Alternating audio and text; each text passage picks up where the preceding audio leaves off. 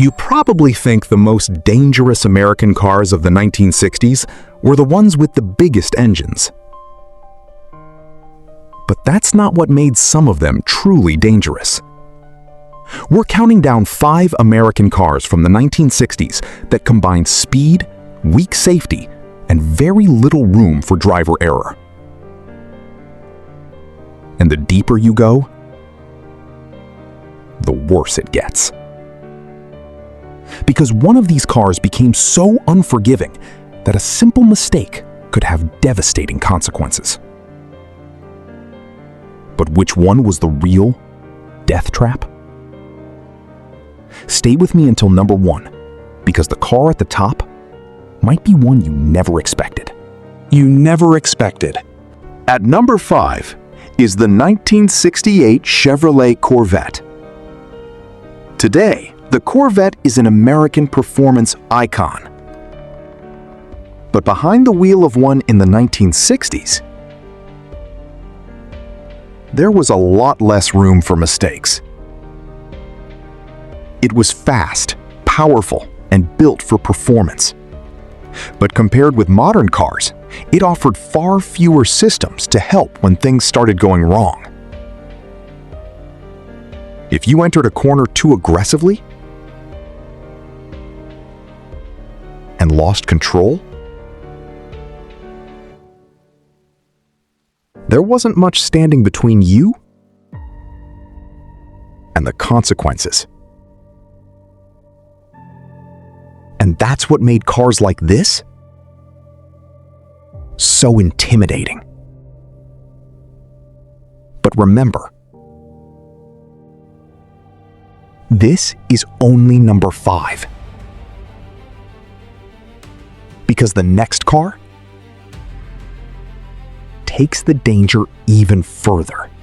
At number 4, the 1966 Oldsmobile Toronado. It looked futuristic. But underneath that bold design was something many drivers weren't used to: a large American car with front-wheel drive. For an inexperienced driver, that could make the Toronado feel very different from the big rear-wheel drive cars they were familiar with. And in the 1960s, there were far fewer safety features to help when things went wrong.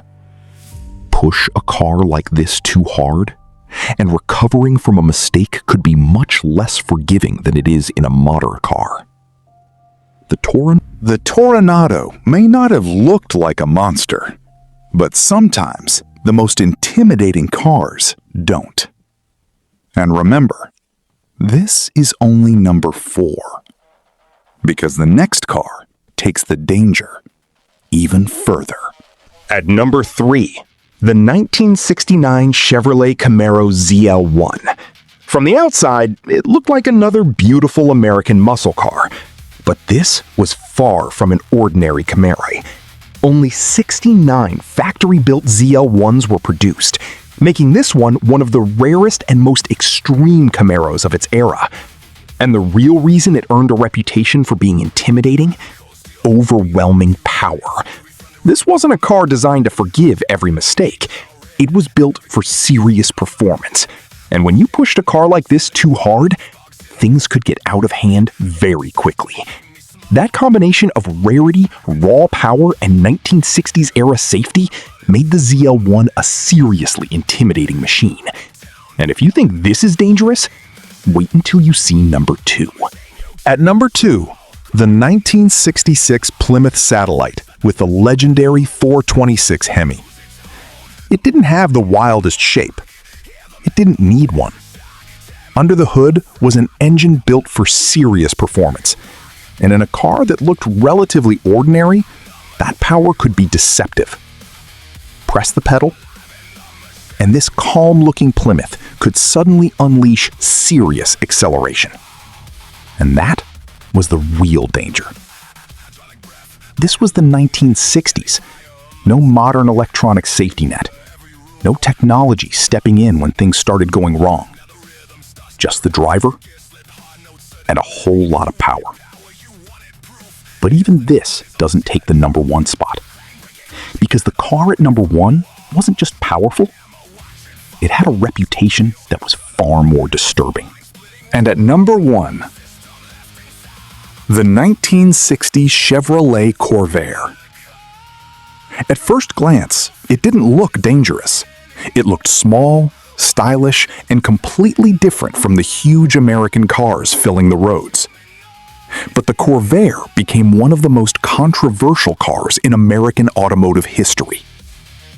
The way it handled could surprise drivers, especially when the car was pushed beyond its limits. And unlike modern cars, drivers had far fewer safety systems to rely on if something went wrong. But then, the controversy exploded. The Corvair faced intense public criticism over its safety, and the debate became even bigger after Ralph Nader's 1965 book, Unsafe at Any Speed, drew national attention to the car. The controversy helped fuel a much broader American debate about automobile safety and changed the way many people thought about the risks of everyday driving. That is what makes the Corvair different. It wasn't simply remembered as a powerful muscle car. It became a symbol of America's growing fight over automotive safety. And that's why, on this list, the Corvair takes the number 1 spot. So, were these cars really as dangerous as people remember? Maybe the bigger story is that the 1960s were simply a very different time. Cars were becoming faster and more powerful, while safety technology was still catching up. Drivers had to rely far more on their own judgment, and when something went wrong, there was far less protection to keep them safe. Today, we take airbags, advanced crash protection, and electronic safety systems for granted. Back then, many of those technologies simply didn't exist. But here's the real question. Which of these 5 cars would you actually dare to drive today? Pick one and tell me why in the comments. And if you enjoy forgotten automotive legends, subscribe for more.